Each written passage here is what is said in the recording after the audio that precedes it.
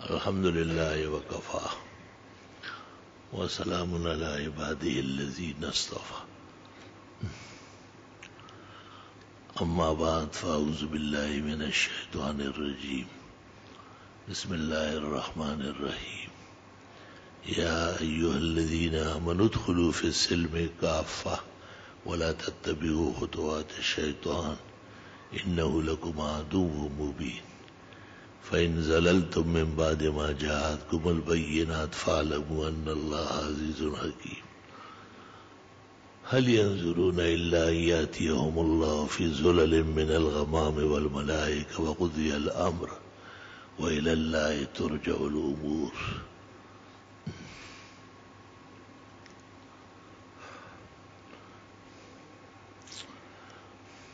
قال رسول الله صلى الله عليه وسلم كانت بنو إسرائيل تسوسهم الأنبياء كلما هلك نبي خلف بعده نبي ألا لا نبي بعدي فسيكون الأمراء أي الخلفاء والعلماء فيكثرون أخرجه البخاري.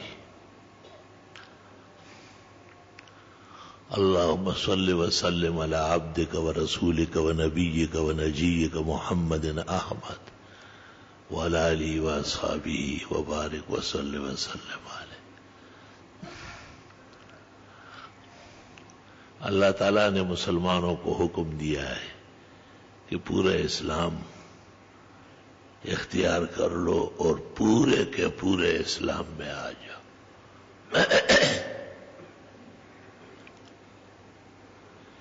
اسلام آسانی سے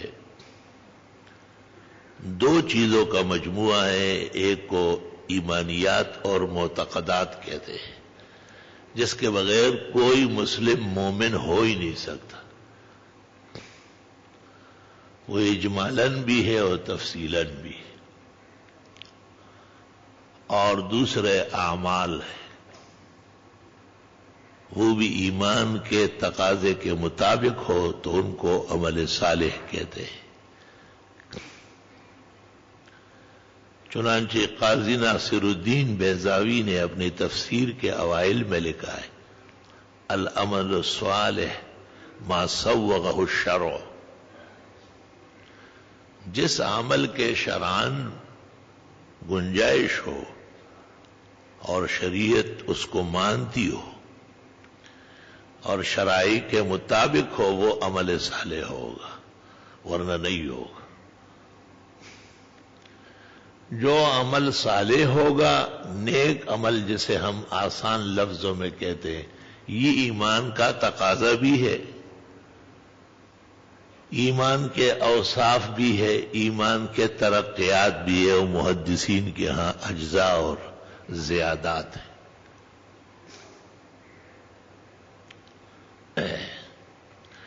اللہ تعالیٰ نے ہر رسول اور نبی کو مکمل شرائع کے ساتھ بھیجا ہے. ان اللہ اصطفیٰ آدم و نوح وآل ابراہیم وآل عمران علی العالمین. نوح آدم علیہ السلام، نوح علیہ السلام، ابراہیم علیہم السلام اور ان کے آل و اولاد، حضرت موسیٰ و عیسیٰ تک، اور محمد الرسول اللہ صلی اللہ علیہ وسلم تک باقاعدہ شرائع آ چکے ہیں. کئی شرائع مجمل ہیں اور کئی مفصل ہے. شرع لکم من الدین ما وصی بہ نوحا و ابراہیم. حضرت نوح سے تفصیل شروع ہوئی، حضرت ابراہیم کے زمانے میں تو تفصیل و تفصیل ہوئی، اور تمام کا مجموعہ تفصیلات کا بھی اور عطر و لطار کا وہ جناب محمد مصطفیٰ احمد مجتبیٰ امین اللہ علی وحی السماء شافع الشفعاء یوم الجزاء خاتم النبیین صلی اللہ علیہ وسلم سب کے مینار رشد و ہدایت. اب آپ کی شریعت کو ماننا تمام انبیاء کے شرائع ماننے اور آپ کے ارشاد اور سنن اور آپ کی لائی ہوئی شریعت کے مطابق نیک اعمال کرنا ایمانیات ہے، ایمان کے مقتضیات ہے، بہترین قسم کے اوصاف اور صفات ہیں۔ انبیاء علیہ السلام قرآن کریم سے پتہ چلتا ہے کہ دو باتیں ان کی مسلم تھی، اعبدوا اللہ ولا تشرکوا بہ شیئا۔ تمام انبیاء و مرسلین کے شرائع میں عبادت مخلصہ کی دعوت تھی، جس کو ہم توحید خداوندی کہتے ہیں، ربانیت کہتے ہیں، رحمانیت کہتے ہیں، حقانیت کہتے ہیں، صمدیت کہتے ہیں۔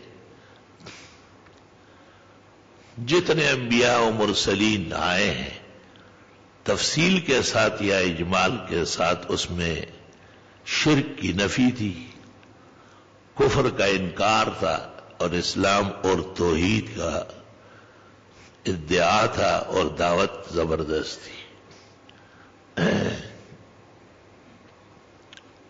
پھر ایمان رسول کو ماننا، آخرت کو ماننا، اور اس زمانے میں جو برائیاں پیدا ہو جاتی تھی اس کا رد کرنا یہ پیغمبر کے ذمہ ہوتا تھا۔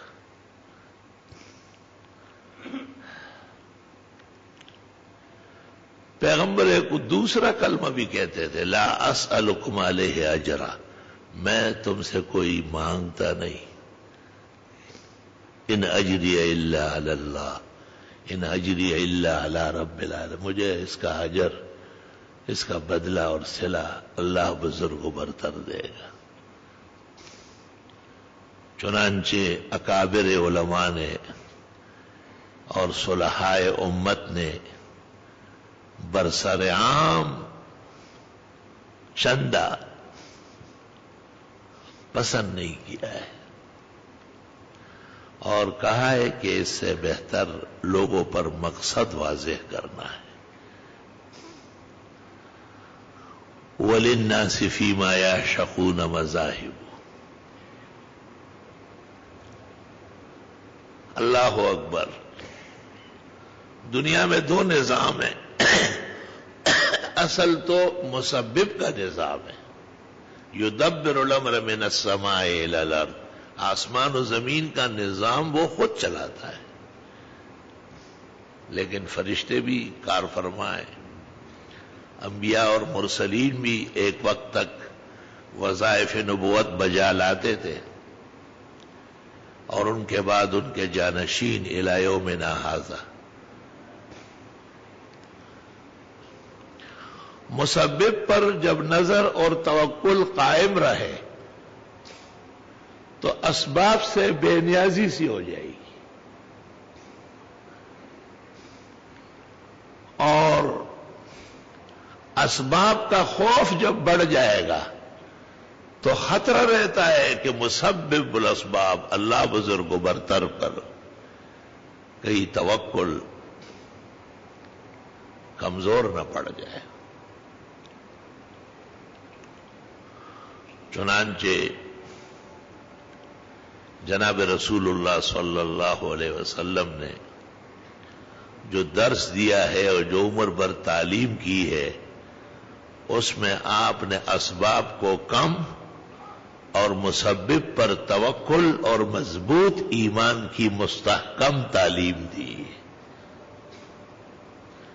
میں دو تین مثالیں دیتا ہوں، اور لوگ نہیں تو طلباء سمجھ لیں گے، حقیقت میں دین کے ذمہ داران یہی لوگ ہیں۔ بخاری مسلم تمام جوامع اور مسانید میں ہے، صحاح اور حسان میں، کہ حضرت مدینہ منورہ سے باہر ایک کنویں کے کنارے تشریف فرما تھے، وہ ذرا ٹھنڈی جگہ ہوتی ہے، ابوبکر صدیق آئے، پھر حضرت عمر آئے، پھر حضرت عثمان آئے۔ آپ نے حضرت عثمان کی طرف دیکھا اور فرمایا کہ اس کے اوپر ایک آزمائش آئے گی اور اس کو بہت تکلیفیں پہنچائی جائے گی۔ تو حضرت عثمان نے کہا واللہ المستعان، اللہ سے مدد مانگو۔ خود نبی آخر الزمان بیان کر رہے، ابو بکر و عمر جیسے بیٹھے ہوئے ہیں کامل و اکمل اولیاء، لیکن عثمان نے کہا اللہ المستعان، مدد وہیں سے لوں، توکل انتہا پہ پہنچ چکا ہے۔ نہ آپ نے ان کو کہا کہ مجھ سے کہے میں اللہ سے کہوں، نہ یہ کہا کہ ابو بکر اور عمر آپ کو بچا لیں گے، نہیں، حضرت عثمان نے کہا جو بھی تکلیف دنیا میں آئے وہ بحکم خدا آتی ہے اور اسی سے مدد مانگنا ضروری ہے، اللہ المستعان۔ بخاری شریف میں ہے کہ بعض ایسے کفار تھے جو صحابہ کے راستے روکتے تھے اور پیغمبر اسلام پر ایمان لانے کے لیے آنے نہیں دے رہے تھے۔ ان میں کعب ابن اشرف یہودی اور ابو رافع تاجر و اہل شام مشہور ہے۔ پیغمبر اسلام کی وحی کے حکم کے بعد کعب ابن اشرف کو محمد ابن مسلمہ نے اور ابو رافع کو عبداللہ ابن عتیق رضی اللہ تعالی عنہما نے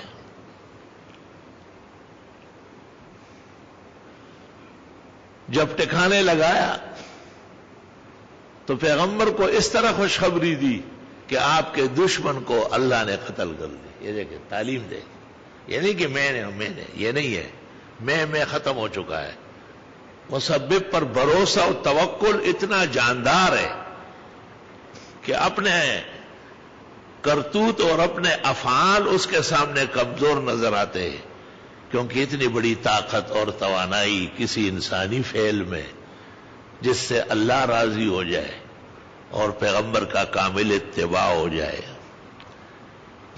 یہ مسبب کے پہچاننے اور اس پر مطلوبہ توکل ہی کا ساز و سامان ہے۔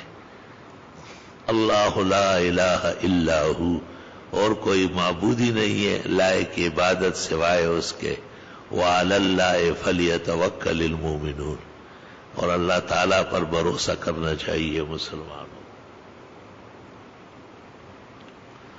اللہ اکبر و کبیر۔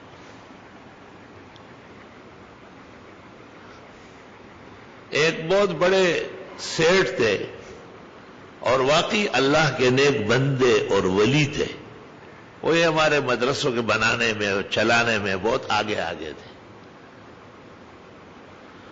وہ انتقال کر گئے اور ان کے بعد ان کے بیٹے تھے، تو وہ بھی اپنے والد کی تعلیم پر اور نقش قدم پر چلنا چاہتے تھے، لیکن وہ لیاقت نہیں تھی۔ تو ایک موقع پر مجھے کہا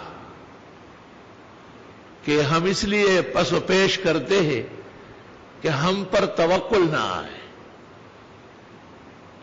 میں نے اسی طرف ایسا غور سے دیکھا، میں نے کہا آپ پر اتنا توکل بھی نہیں ہے جتنے یہ چپل جو پڑے ہوئے ہیں اور ان کے پہننے کا جو مجھے خیال و نظریہ ہے اس سے بھی کم درجے کا آپ میرے ذہن میں ہے۔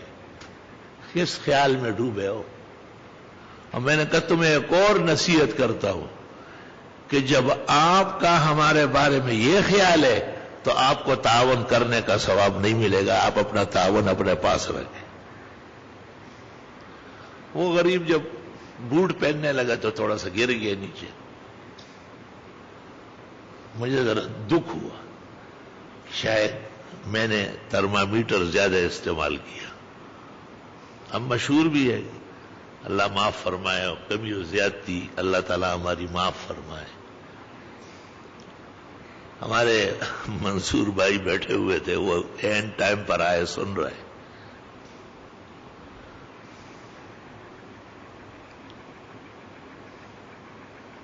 تو مجھے یہ خیال آیا کہ بھائی مہمان تھا وہ، اور بہرحال چونکہ سیٹ لوگ اور تعاون کرتے ہیں تو ظاہر ہے ان کا تو وہ عقیدہ و خیال نہیں جو عالم دین کا ہوتا ہے، ان کے اس بات کا جواب شاید صحیح نہیں دیا گیا۔ تو مجھے ایک ایسا غیبی منظر نظر آیا کہ مجھے تسلی دی کہ کام کی بات کہنے کے بعد پھر شرمندہ نہ ہو، ان پہ ڈٹے رہو. یہ بھی توکل کا حصہ ہے. الحمدللہ. بعض مسائل ایسے ہیں کہ ان میں کوئی فرد مقصود نہیں ہوتا، اس فرد کی وجہ سے بعض مسائل کی طرف توجہ ہو جاتی. شاہ ولی اللہ محدث نے الفوز الکبیر فی اصول التفسیر میں لکھا ہے کہ بعض اوقات اس طرح معلوم ہوتا ہے کہ یہ مضمون یا مقالہ کسی فرد کے بارے میں ہے، حالانکہ وہ ایک قاعدہ و کلیہ و قانون بیان ہوتا ہے، وہ سب کے لیے ہوتا ہے.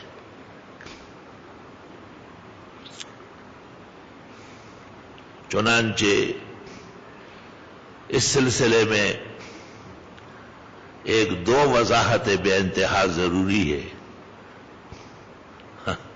امام مدینہ نے عبد المحسن نے مغرب کی نماز پڑھائی مسجد نبوی میں صف میں تھا، اور سلام پھیرنے کے بعد ہی اٹھ کھڑا ہوا، لوگوں کی طرف منہ کیا اور کہا امور لا تنبغی السکوت علیہا، کچھ باتیں ایسی ہیں جن پر خاموشی جائز نہیں ہوتی. انہوں نے اس وقت اپنے حساب سے دو باتیں کہی. ایک تو لوگوں سے کہا کہ میں اپنی آنکھوں سے ایسے لوگ دیکھ چکا ہوں کہ حرم کی نماز ہو رہی ہے اور وہ موبائل کے ساتھ مصروف ہے. تو امام صاحب نے کہا اتنا بڑا خرچہ کر کے دور دراز سے اللہ سے مانگ کے یہاں آئے ہو تو یہ موبائل اس سے زیادہ ضروری ہوا، تو آپ کا حج یا عمرہ کیسے ہو؟ اور دوسری بات ان سے کہی کہ جب تم صفوں میں پہنچ سکتے ہو تو دور و دراز میں کیسے نماز پڑھتے ہو؟ تمہیں مسجد اور ان کی صفوں میں آنا بہت ضروری ہے. تو ایسے امور پیش آ جاتے ہیں، کبھی کسی مجلس سے، کبھی کسی تقریب سے، کبھی کسی معزز مہمان اور قدردان کے اداؤں سے، کہ ہم سمجھتے ہیں کہ اس مسئلے میں کچھ کمی ہو رہی ہے اور اس کے تہ تک یہ نہیں پہنچ سکے. ظاہر ہے ہر انسان قرآن کریم اور سنت نبویہ اور احادیث مبارکہ اور فقہ اپنی صلاحیت اور لیاقت کے مطابق فہم کرے گا. فہم میں لوگ ایک جیسے نہیں ہیں. کبھی چھوٹے آدمی کو ایک بات سمجھ آتی ہے، بڑے کو خیال نہیں ہوتا، ذہن متوجہ نہیں ہوتا. رسول اللہ صلی اللہ علیہ وسلم نے ایک دفعہ بڑے خوشگوار طبیعت میں، صحابہ سب موجود تھے، آپ نے کہا کسی ایسے درخت کا بتاؤ جو کلمے کی مثال رکھتا ہے اور جو مومن و مسلم کے ساتھ بہت اشبہ ہے، قریب ہے، اور وہ ہمیشہ تر و تازہ ہوتا ہے. تو فوقان الناس فی شجر البوادی بخاری میں ہے، لوگ جنگل کے درختوں کی طرف سوچنے لگے وہ ہوگا وہ ہوگا وہ ہوگا.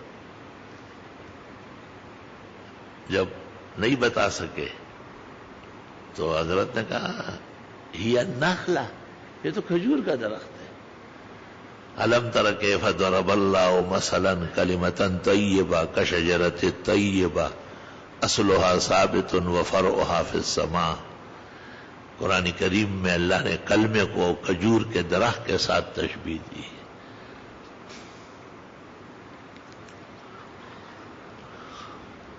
عبداللہ ابن عمر رضی اللہ تعالیٰ عنہ کم سن تھے،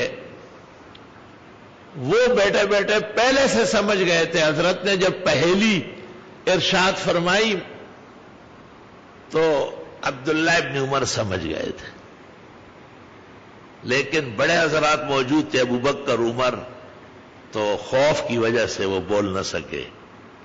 تو حضرت عمر نے کہا بیٹھے بول لیتے تمہیں کتنا سر بلند ہو جاتا. ایک شاعر نے اس کو نظم بھی کیا ہے، نزوید عمرو ما تیاد و پدرا خنم وی دل برا وای عمر کده ویل فرزندہ ہم ڈیر او سر بلندہ. عبداللہ ابن عمر نے کہا مجھے یاد تھا لیکن خوف کے مارے نہیں کہہ سکا. حضرت عمر نے کہا بیٹے بول لیتے تو میرا سر عزت کا اور بلند ہو جاتا. اس پر امام بخاری رحمت اللہ علیہ نے باب قائم کیا ہے کہ دین سمجھنے میں سب لوگ ایک جیسے نہیں ہیں، فرق ہے. اور اسی طرح دین بیان کرنے میں بھی سب لوگ ایک جیسے نہیں ہیں.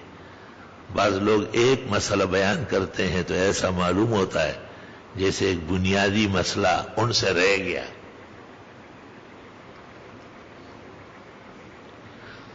چنانچہ ایک بیان میں نے ایسا سنا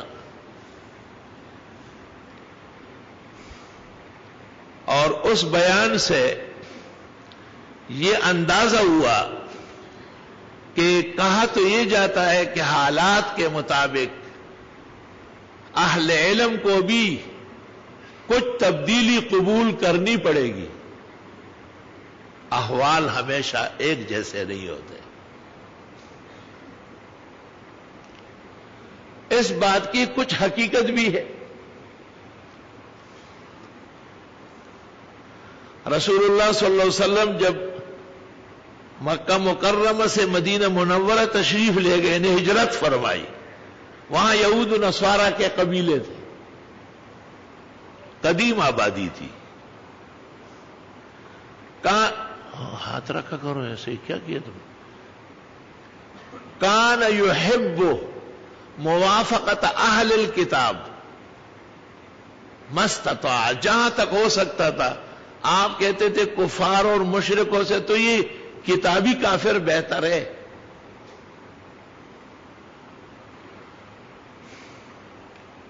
لیکن کچھ واقعات ایسے پیش آئے جس میں آپ نے ان کی مخالفت کی.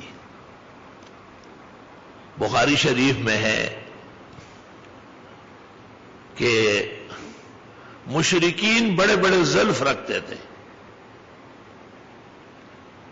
اور یہود بڑے بڑے زلف رکھتے تھے اہل کتاب، اور مشرکین سر کا مانگ نکالتے تھے، بالوں کو سنبھالتے تھے، یہ بیچ میں مانگ نکلتا ہے.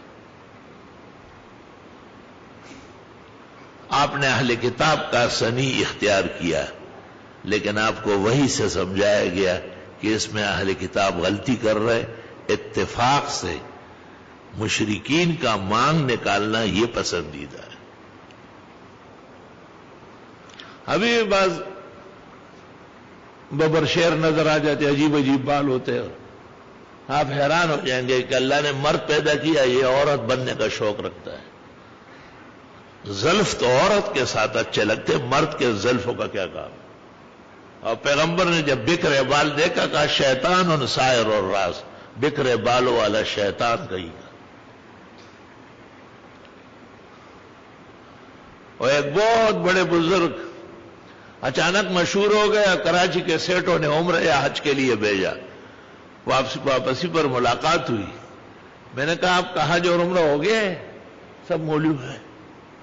میں نے کہا یہ جو بالوں کا پان لے گئے مداولی ببر بال دی اڑی ہوئی اختر آپ گناہوں دی پیسہ سر راڑ دا اختر کو ختم کری والتا کہا. تم کیسے پیر اور مرشد ہو کہ نبی کو نہیں جانتے ہو؟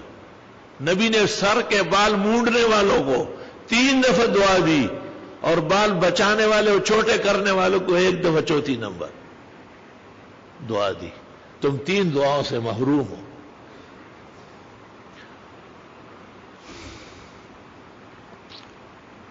اسی طرح جناب رسول اللہ صلی اللہ علیہ وسلم کی عادت کریمہ تھی کہ آپ جب جنازہ دیکھ لیتے تھے تو آپ کی تواضع و بندگی بہت زیادہ تھی، آپ کھڑے ہو جاتے تھے. ایک دفعہ آپ کو کہا گیا انہا جنازہ تو یہودیہ، یہ یہودی عورت مری ہے. آپ نے کہا الیست بنفس منفوسہ، یہود انسان نہیں ہے کیا؟ اور ایک روایت میں آپ نے کہا الموت حادثہ، موت تو افسوسناک ہے. لیکن جب اہل کتاب نے مشہور کیا کہ یہ نبی آہستہ آہستہ ہماری طرف آ رہے ہیں اور غلط پراپیگنڈا کرنے لگے. آپ نے کہا لا تقوموا لها، اب جنازوں کے لیے قیام کی کوئی ضرورت نہیں، قیام وہی کرے جو جنازے کو کندھا دے. آپ نے پرائی مشابہت سے اور اس کے ناجائز پراپیگنڈے سے امت کو بچانے کی صحیح جمیل فرمائی.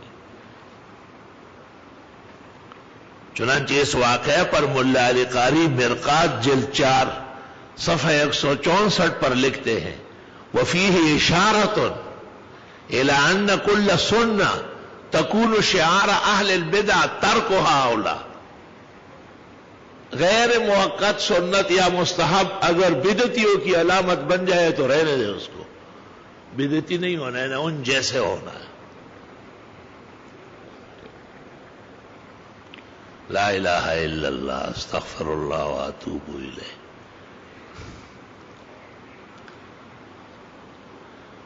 انبیاء علیہ السلام کا متفق کلمہ وہ لا الہ الا اللہ ہے. ہر رسول اور نبی جو آتے تھے اس کا پیغام دیتے تھے، قرآن شریف میں موجود ہے.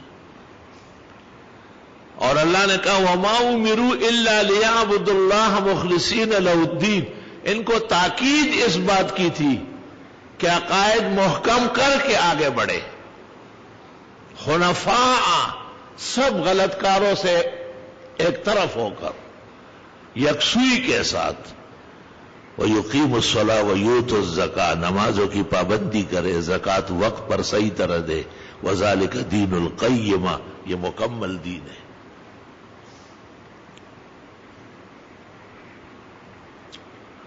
اللہ اکبر و کبیرہ. حضرت ابراہیم علیہ السلام کا زمانہ بہت ہی آزمائش کا تھا. فیروز آبادی بصائر ذوی التمیز بلطائف کتاب اللہ العزیز، اس میں فرماتے ہیں الابتلاء 9 تفصیلی امتحانات حضرت ابراہیم علیہ السلام پر آئے ہیں. اللہ نے سرخرو فرمایا ہے، باپ سے جنگ، قوم سے جنگ، نمرود سے مقابلہ، آگے نمرود کا حضرت پر گلی گلزار ہونا، اسماعیل علیہ السلام کو جوار کعبہ میں ذبیح بنانا، اور اسحاق کو اس کے 40 سال بعد جوار القدس میں ذبیح بنانا.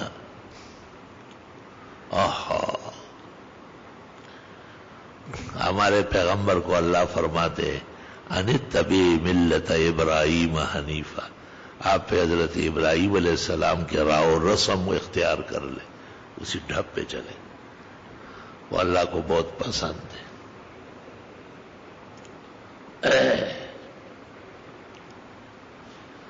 ابراہیم علیہ السلام جب ان امتحانات میں سرخرو ہوئے تو اللہ تعالیٰ نے ان کو کہا انی جاعلک للناس اماما، میں آپ کو لوگوں کا امام بنانا چاہتا ہوں. اسلام میں نبوت کے بعد بڑا درجہ امام کا ہے.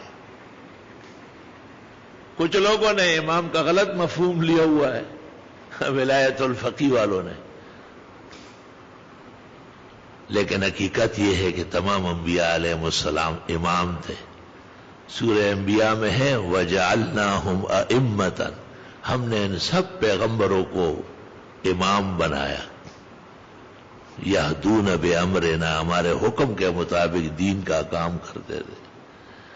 وَأَوْحَيْنَا إِلَيْهِمْ فِعْلَ الْخَيْرَاتِ وَإِقَامَ الصَّلَاةِ وَإِيتَاءَ الزَّكَاةِ، ہم نے ان کو تاکید کی تھی کہ تمام نیکی کے کام کرے، نماز پابندی سے پڑھوائے اور زکوٰۃ صحیح طرح دلوائے. وَكَانُوا لَنَا عَابِدِينَ، یہ ائمہ پیغمبران زمانہ یہ ہمارے سچے اور مخلص عبادت گزار تھے. وَجَعَلْنَا مِنْهُمْ أَئِمَّةً، ہم نے ان کو امام بنایا اپنے شرائع کے لیے. لما صبروا، جب انہوں نے استقامت کا مظاہرہ کیا، اللہ کے دین پر مستحکم رہے، ڈٹے رہے. وَكَانُوا بِآيَاتِنَا يُوقِنُونَ سورہ الف لام میم سجدہ میں، اور وہ واقعی ہمارے دین کا پختہ یقین رکھتے تھے۔ یہ امامت جو مسجد کی ہے، اور کہتے ہیں اقتدار اعلی، ملک کی سربراہی، اس کو پہچان کے لیے امامت کبریٰ کہتے ہیں۔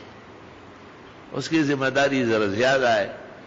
یہاں کی ذمہ داری تو نمازی ہوگی، اور اس ذمہ داری میں عام انسان بھی شامل ہوں گے، غیر نمازیوں کو بھی رزق باہم پہنچانا ہے، انہیں ماحول امن کا اور حفاظت کا مہیا کرنا وہ حکمران کا فریضہ ہے۔ اور عجیب بات ہے کہ پیغمبر اسلام ہمیشہ امام رہے، اور آپ ہی سربراہ تھے تمام مسائل سیاست اور فراست کے۔ جب آپ بیمار ہوئے اور بیماری اس حد تک ہو گئی کہ باوجود خواہش اور تشریف لانے کے آپ نہیں آ سکے، تو آپ نے کہا ابو بکر کو کہو مرو ابا بکر فلیؤم بالناس، بخاری۔ ابو بکر ہی امام ٹھہر گئے۔ جب حضرت کا وصال ہوا اور انصار مدینہ نہایت اخلاص اور طمانینت کے ساتھ اپنا امیر مقرر کرنے لگے کہ مہاجروں کا اپنا ہو، ہمارا اپنا ہو، اس میں آسانی ہوگی، کچھ ظاہری فوائد نظر آئے، لیکن دور رس نگاہوں کے عمر اور ابو بکر وہاں تشریف لے گئے، اور حضرت عمر نے ان کو کہا کہ پیغمبر نے تو اپنی زندگی میں امامت کے لیے ابو بکر کو چنا ہے، آپ ان کے ہوتے ہوئے کسی اور کو کیسے چنیں گے؟ اور 3-4 فضیلتیں حضرت ابو بکر کی بیان کی۔ ایکم یوازیہ، عمر نے کہا تم میں کوئی ایسا ہے جو ان فضائل کا ہو؟ انہوں نے کہا کہ نہیں، تو کہا پھر اسی کی بیعت ہونا چاہیے۔ فاتفق المہاجرون والانصار، سب متفق ہو گئے، مہاجر بھی اور انصار بھی، اور ابو بکر صدیق کو منتخب کیا۔ تو امامت صغریٰ سے امامت کبریٰ سمجھنا، علماء کہتے ہیں اس کی مثال امامت کبریٰ جو پورے پاکستان کی ہے، اس کی مثال دھڑ کی سمجھو، جسم کی، اور امامت صغریٰ اس کی مثال روح سمجھو۔ روح جسم کے سامنے نظر نہیں آتی، ہے حقیقت وہی، وہ سائلنٹ ہو گیا یا کہیں اور ٹرانسفر ہو گیا، تو بادشاہ زمانہ ہو یا بہت بڑا مبارک ہو یا بہت محترم و مکرم ہو، لیکن اب اس کی جگہ زمین کی مٹی ہے۔ تو مطلب یہ کہ تفصیلی امامت میں، ملکی سربراہی میں، اقتدار اعلی میں بھی روح پیدا کرنے کے لیے ضروری ہے کہ اسلامی عقائد اور اسلامی تعلیمات پر پختہ نظر ہو۔ اگر اس میں کمی ہو تو کبھی بھی وہ امارت اور وہ سربراہی اور وہ امامت صحیح طریقے سے اپنے مقامات کو حاصل نہیں کر سکے گی۔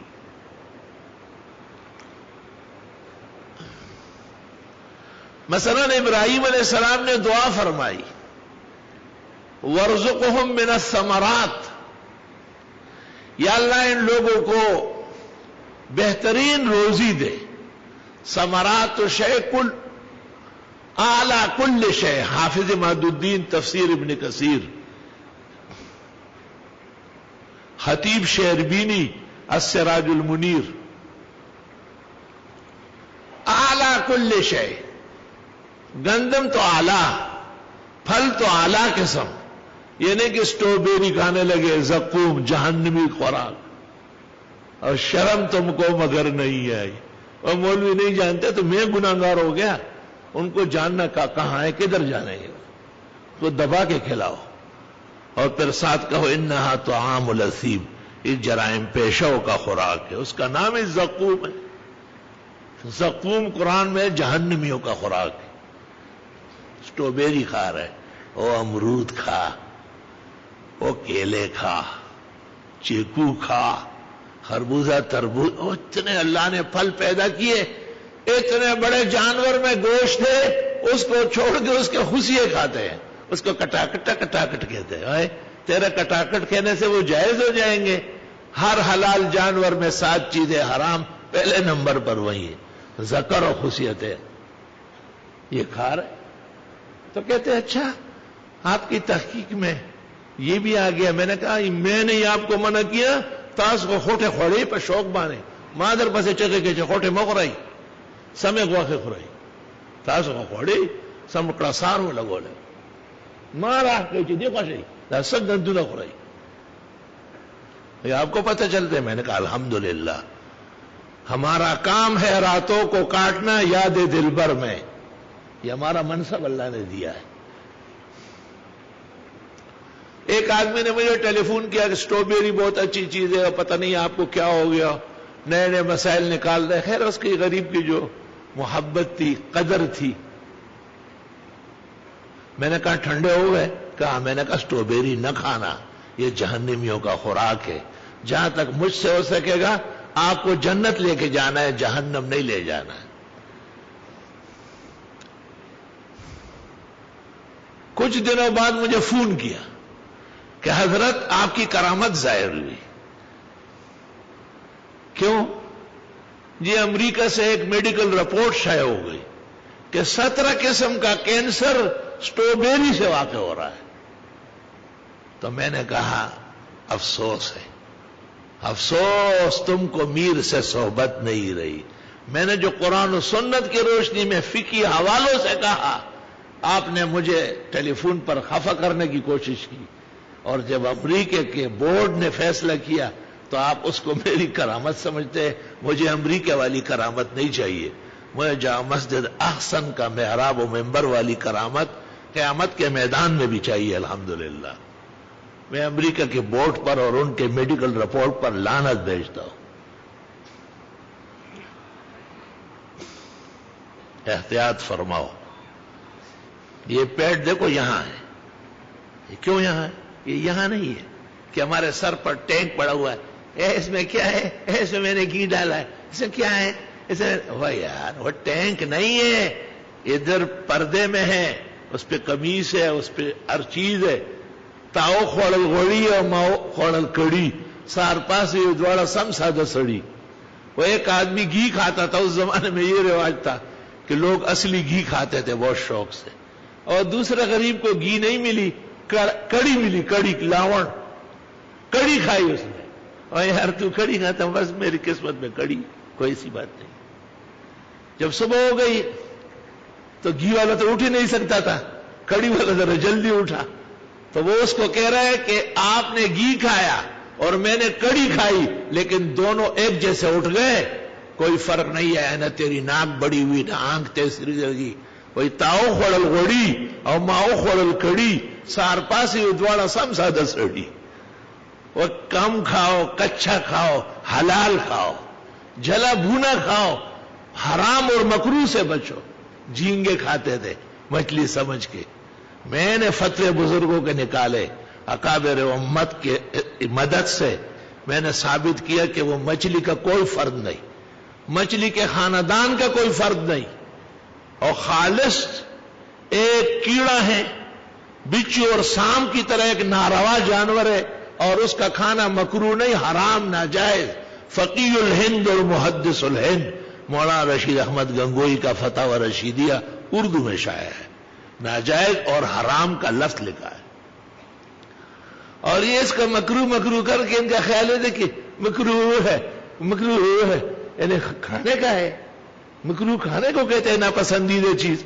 آپ کے چائے کے پیالی میں بلغم ڈالتا ہوں، مکروہ ہے، آپ نہیں پیئیں گے، آپ کہتے ہیں میں نہیں پی سکتا۔ آپ کے کھانے کے اندر ایک قطرہ پیشاب کا ڈالتا ہوں، آپ مر جائیں گے بھوکا، لیکن آپ کو میں نے نہیں کھانا ہے، مکروہ ہے۔ یہ مکروہ ہے، وہ مکروہ نہیں ہے، مکروہ حرام کی قسم ہے۔ فتاوی عالمگیری جلد 5 کتاب الکراہیت، قال محمد بن الحسن الشیبانی کل مکروہ عندنا حرام۔ ہمارے نزدیک فقہ میں جس کو مکروہ ہے وہ حرام ہی ہوتا ہے۔ مکروہ ہے، مکروہ ہے، اس بہانے جو ہے نا یہ گنگیاں کھاتے ہیں۔ حرام و حلال سے تو جتنا تمہیں یہاں سے آگاہی ہوئی ساری زندگی میں کسی نے آگاہ نہیں کی۔ ان کا کام یہ نہیں ہے، وہ سطح النظر لوگ ہیں، عوام کے ہاں میں ہاں ملانے والے ہیں۔ ہم تو الحمدللہ اس ایک سے لرزتے ڈرتے ہیں اور اس کے پیارے اور سچے پیغمبر کہ جو شرائع ہے اس پر پختہ یقین کرتے ہیں۔ چھوٹی چھوٹی چیزوں کی طرف بھی کبھی کبھی توجہ دلانی ہوتی ہے، توجہ دلانی ہوتی ہے۔ ہمارا بھائی بیٹا ہے، تقریر سننے ہے، نوجوان ایسا خوبصورت کبوتر، اب اس نے جمائی لے لی۔ جمائی لوگ لیتے رہتے، غریب تھک جاتے، لیکن پیغمبر نے کہا ہے کہ اس سے شیطان اندر جاتا ہے، اول تو آنے نہ دو، اور اگر آ بھی گیا تو الٹے ہاتھ کی الٹی طرف منہ پہ رہو، فتفاؤ، اس طرف اپنے آپ کو بچاؤ۔ تو اس کا حق ہے کہ ہمارے بیان سننے آیا، ہم اس کو ادب بتائے کہ آپ جب بھی جمائی لیں گے تو انشاءاللہ اس طرح کریں گے، ہمیں انشاءاللہ اس عالم میں اس کا فائدہ نصیب ہو۔ اور میں نے تفصیل سے ایک واقعہ ایک دفعہ بتایا، بار بار ہمت نہیں ہے، کہ ایک دفعہ بس میں ایک نوجوان میں نے دیکھا، اس کے جسم گھٹنے وغیرہ کھلے تھے، کوئی کھلاڑی ولاڑی ہوگا۔ اس زمانے میں اتنے لوگ ننگے نہیں ہوئے تھے۔ میں نوشہرہ سے جہانگیرہ اتر رہا تھا، وہ نوشہرہ سے راولپنڈی جا رہا تھا، وہی سرحد میں۔ میں نے چاہا کہ اس کو سمجھاؤں یا نہیں، کیونکہ یہ گھٹنے نظر آنا حرام ناجائز، گھٹنے سے لے کے ناف تک مرد کا جسم ڈھکنا، چھپانا ہر حال میں فرض ہے، اور خاتون کا سارا جسم چھپانا ضروری ہے۔ میں نے اس کو کہا کہ آپ مسلمان ہیں؟ انہوں نے کہا آپ کے خیال میں نہیں۔ میں نے کہا قادیانی ہو؟ کہا الحمدللہ۔ میں نے کہا جیسے کسی کو کوئی کہے کہ تو گو کھاتا ہے، غل خورے، اور وہ کہے الحمدللہ، تو علماء کہتے ہیں کہ یہ الحمدللہ کی توہین ہے۔ میری اور اس کی بات چیت ہوئی اور وہ تھوڑا نرم ہوا۔ اس نے کہا اگر میں مسلمان ہوتا پھر، میں نے کہا یہ کپڑے پہننا ناجائز، چلو آپ اپنے جو مرزائیوں کا بڑا ہے اس سے رب میں جا رہے ہو، چنوٹ جا رہے ہو، وہاں سے پوچھو۔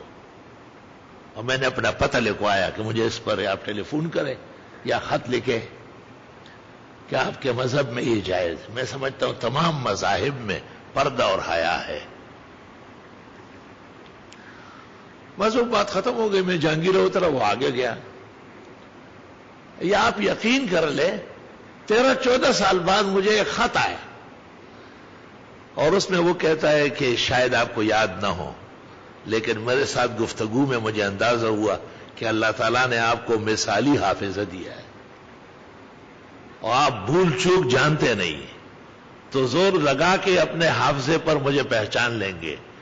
آپ نوشہرہ سے جہانگیرہ جا رہے تھے اور میں راولپنڈی، میرے گھٹنے کھلے تھے، آپ نے منع کیا۔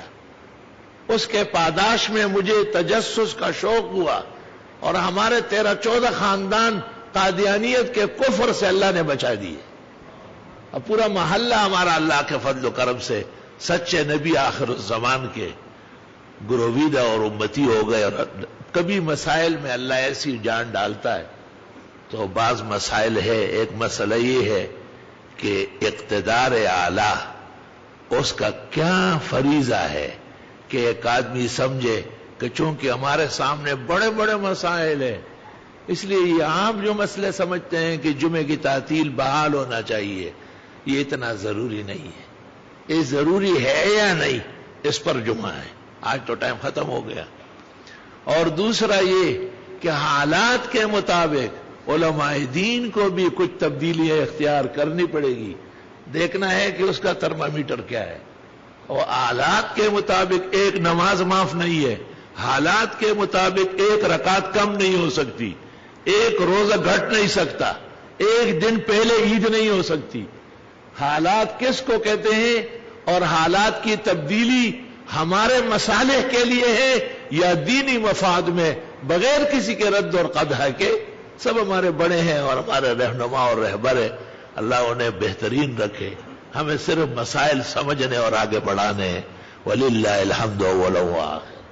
الله أكبر الله أكبر الله أكبر الله أكبر أشهد أن لا إله إلا الله أشهد أن لا إله إلا الله أشهد أن محمدا رسول الله أشهد أن محمدا رسول الله حي على الصلاة حي على الصلاة حي على الفلاح حي على الفلاح الله أكبر الله أكبر لا إله إلا الله۔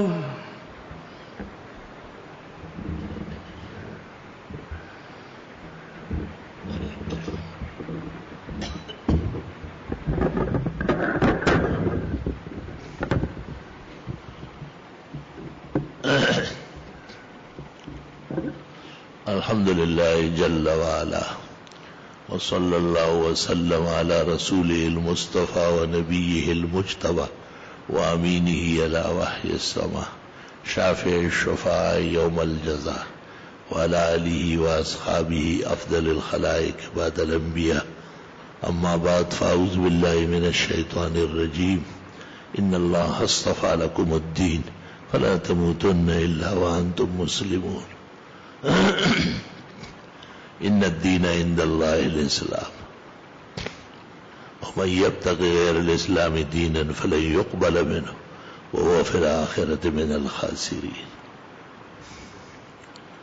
اليوم أكملت لكم دينكم وأتممت عليكم نعمتي ورضيت لكم الإسلام دينا أخرج الشيخان في صحيحيهما عن أبي سعيد الخدري رضي الله تعالى عنه قال قال رسول الله صلى الله عليه وسلم الدين والنصيحة قيل لمن يا رسول الله قال لله ولرسوله ولأئمته وفي رواية ولعامته بارك الله لنا ولكم في القرآن العظيم ونفعنا وإياكم بالآيات والذكر الحكيم إنه تعالى جواد قديم كريم ملك بر ورب رؤوف رحيم۔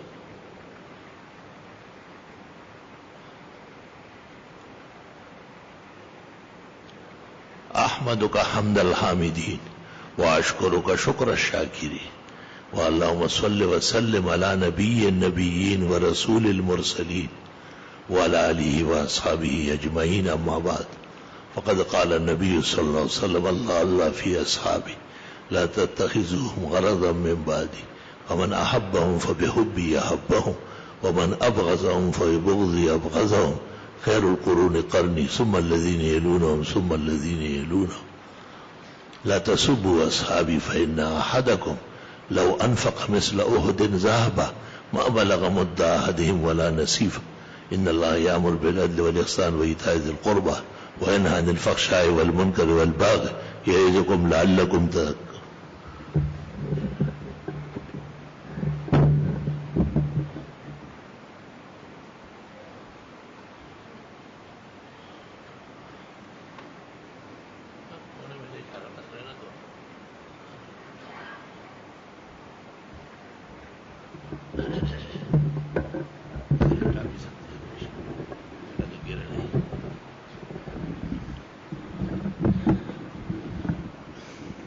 صفحے سیدھی فرما لیجئے، درمیان میں خالی جگہ نہ چھوڑے، سر ڈک کے نماز پڑھنا سنت طریقہ ہے۔ مرد کے لیے ضروری ہے شلوار کے 5-6 ٹخنوں سے اوپر ہو۔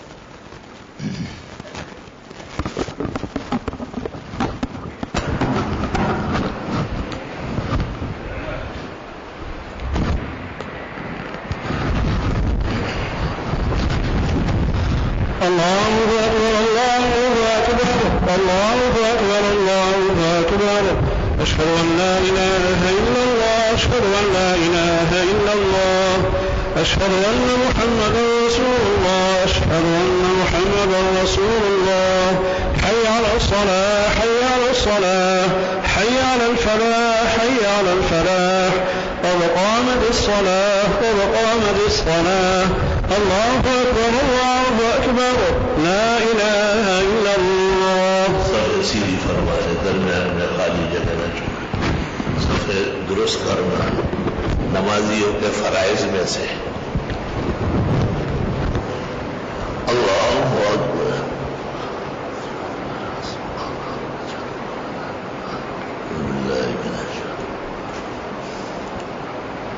الحمد لله رب العالمين الرحمن الرحيم مالك يوم الدين إياك نعبد وإياك نستعين اهدنا الصراط المستقيم صراط الذين أنعمت عليهم غير المغضوب عليهم ولا الضالين. يا أيها الذين آمنوا ادخلوا في السلم كافة ولا تتبعوا خطوات الشيطان إنه لكم عدو مبين.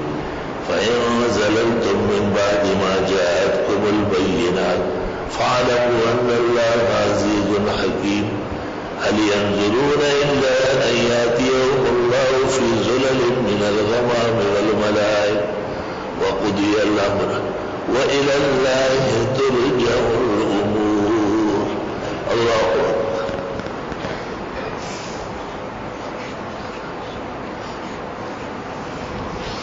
سمع الله لمن حمده. الله أكبر.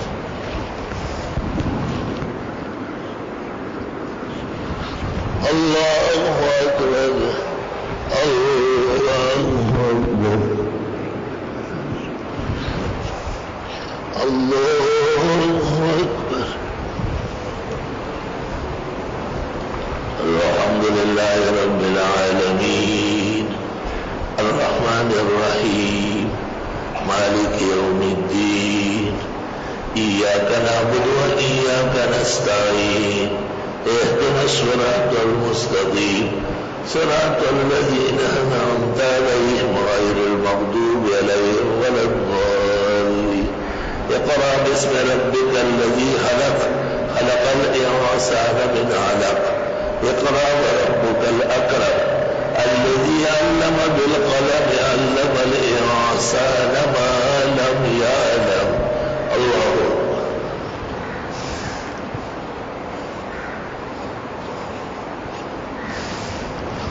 سمع الله لمن حمده.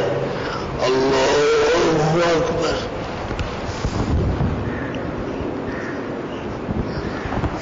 الله أكبر. الله أكبر. الله أكبر.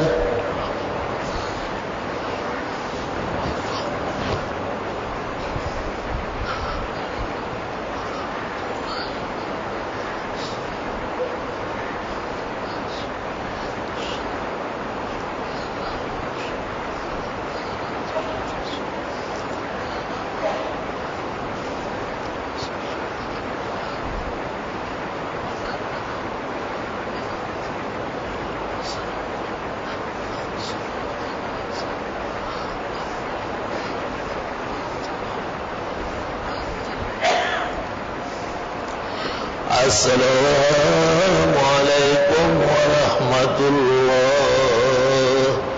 السلام علیکم ورحمۃ اللہ. الحمد للہ رب العالمین.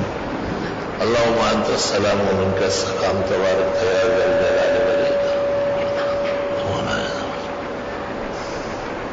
جامعہ کے بڑے استاد مولانا عنایت اللہ کی ہمشیرہ فوت ہوئی ہے. دعا فرمائے اللہ ان کی بخشش فرمائے. جامعہ کی کسی استانی کی کوئی عزیزہ بہن یا والدہ بھی فوت ہوئی اللہ ان کی بھی بخشش فرمائے. خالد خان خان خیل جو کل ہی مرے اور دفن ہوئے، اللہ ان کی مغفرت فرمائے، پسماندگان کو صبر و عجر عطا فرمائے۔ پورے عالم میں جو مسلمان کلمے پر مرے اللہ ان کی مغفرت فرمائے، جنت نصیب فرمائے۔ جو بیماران ہیں اللہ انہیں صحت شفا دے، جو پریشان حال ہے اللہ ان کی مدد فرمائے۔ صلی اللہ علیہ وسلم۔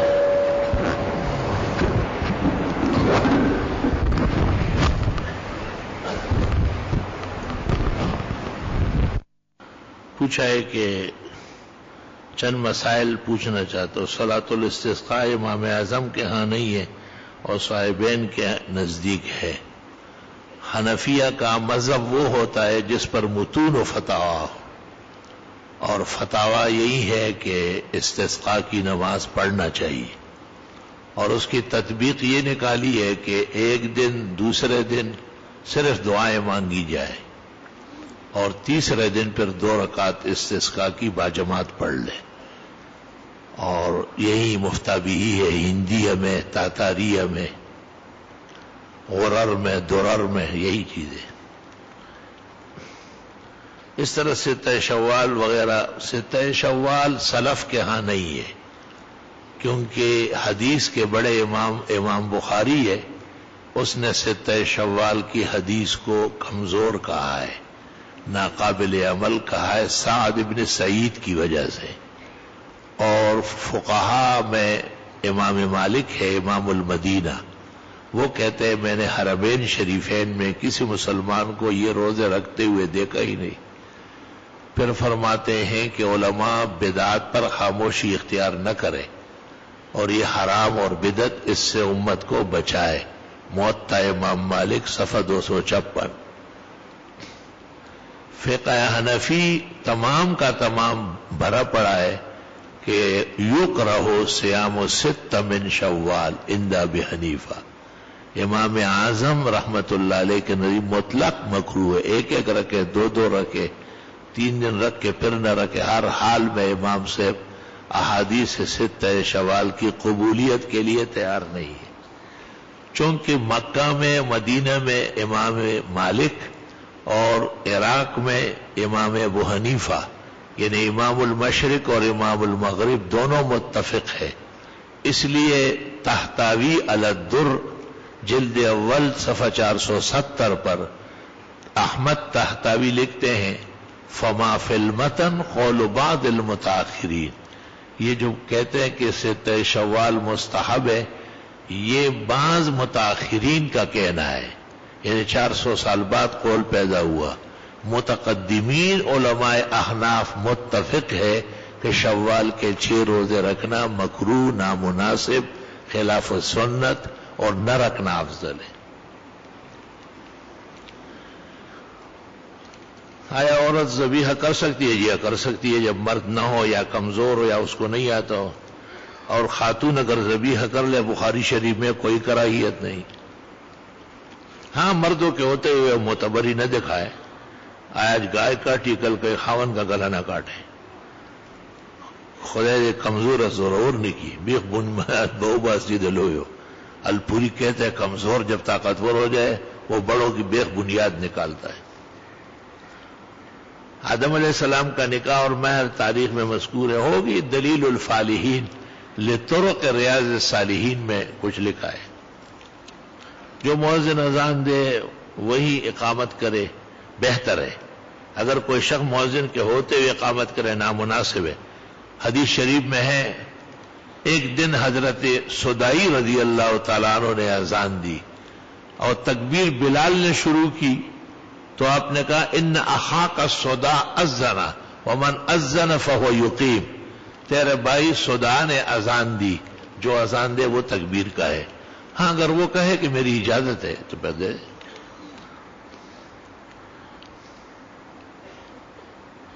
اتحیات میں شہادت کی انگلی کا کیا طریقہ ہے؟ نفی پر اٹھا لے اور اس بات پر آہستہ سے جھکا لے، اور یہ 3 انگلیاں بڑے انگوٹھے کے ساتھ حلقہ بنا لے اس طرح۔ بلڈ شوگر چیک کرنے کے لیے ایک قطرہ خون نکالا جاتا ہے، کیسے وضو ٹوٹ جاتا ہے۔ صاحب ہدایہ نے کہا ہے کہ اگر زخم میں کوئی سوئی مارے اور خون نکالے اس سے وضو نہیں ٹوٹتا. صاحب ہدایہ عنایہ کفایہ ان کے مطابق شوگر چیک کرنے کے لیے جو ایک قطرہ خون نکلتا ہے اس سے وضو نہیں ٹوٹتا. لیکن بقیہ علماء احناف فرماتے ہیں کہ اخراج خروج کو مستلزم ہے، اس لیے احتیاط یہ ہے کہ وضو تازہ کیا جائے.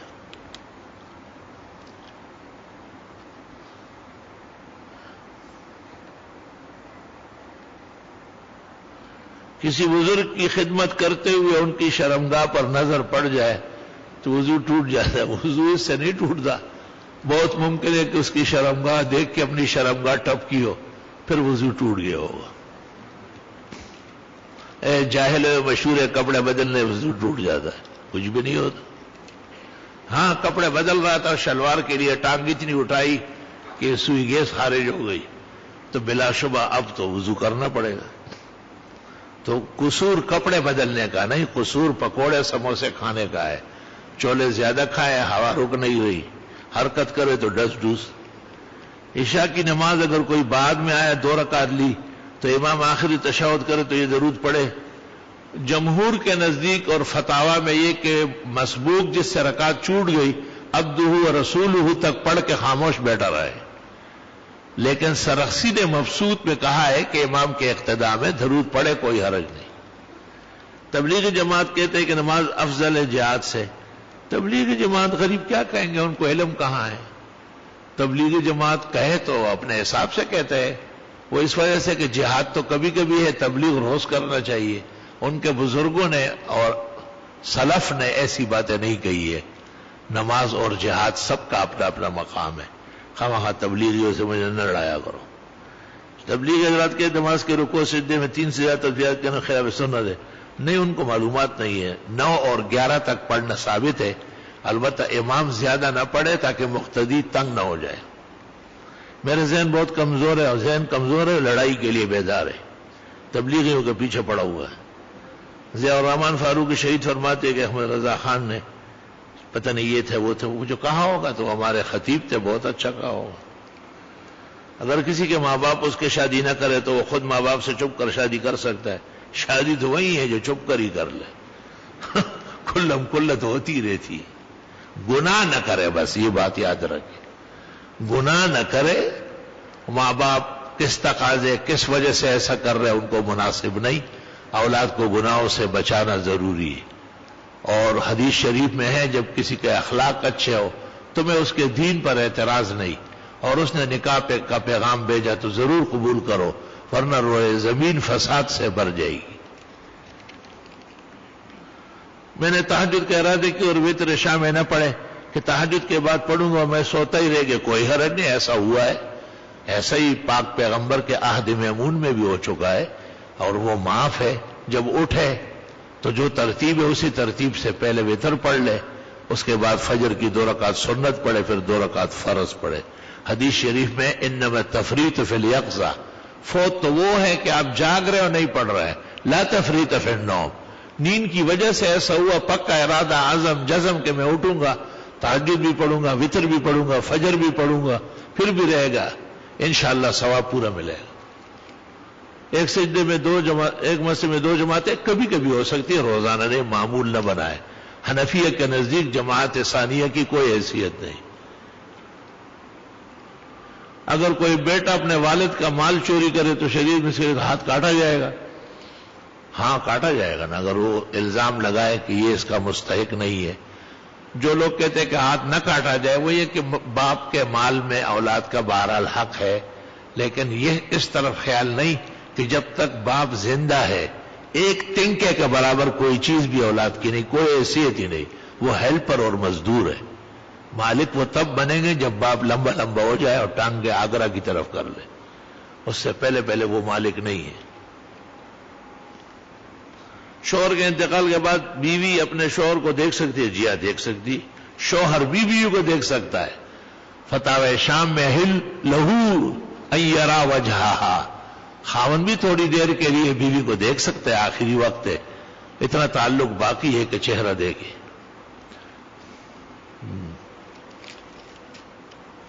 تمام گرانیاں جہالت سے پیدا ہوئی. اللہ آپ کی بیٹی کو کمال سے الحمدللہ آپ کی دعا سے صحت مند ہو گئی ہے، اور انور شاہ اور آپ کے پوتے احسن کو کمال صحت خدا. آمین آمین. اللہ آپ حضرات کی آل و اولاد کو، تمام حاضرین کے بچوں کو صحت، شفا، تندرستی اور ان کی خوشیاں ان کو نصیب کرے، اور ان کا سایہ ان کے لیے قائم دائم رکھے. میری چھوٹی بہن کو عرق النساء کا مرض ہے، وہ سخت بیمار ہے، ہاتھ پیر جسم پوری طرح مفلوج ہو گئے، بہت علاج کروائے. اللہ صحت شفا دے. اللہ تعالیٰ آپ کی عمر میں برکت ہو. آمین. آپ کو دیر تک صحت و عافیت کے ساتھ قائم دائم رہے. آمین. میرے لیے سانس کی تکلیف میں کوئی دعا، کھانا بالکل برائے نام کر دے. سانس کی تکلیف جس طرح ٹھنڈے اور کٹے سے سب سے زیادہ دورہ پڑے گا وہ کھانے سے ہوگا. کھانا برائے نام چند نوالے، اور اگر گرم گرم سوپ پینا شروع کر دے مرغی کا یا بکرے کا یا سبزیوں کا تو بہت جلدی فاقہ ہو جائے گا.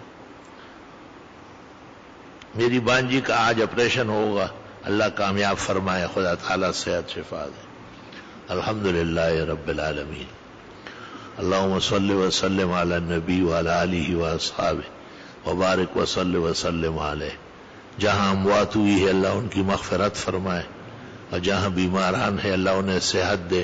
جہاں آپریشن ہونے والے اللہ صحت کا باعث بنائے، کامیابی اور تندرستی اللہ عطا فرمائے. اور جتنی دعاؤں کے لیے کہا گیا اللہ ان کے حق میں دعا قبول فرمائے. جو پریشانی یا بعض کام کاج سے پریشان ہے اللہ ان کی دستگیری فرمائے. حق تعالی حاضرین مجلس کی دعائیں قبول فرمائے. جن کے لیے یہ فکر مند ہے ان کے حق میں دعائیں قبول فرمائے. عاجز و فقیر کو کمال صحت، تندرستی، سلامتی، شفائے دائمی نصیب فرمائے. صلی اللہ علیہ وسلم.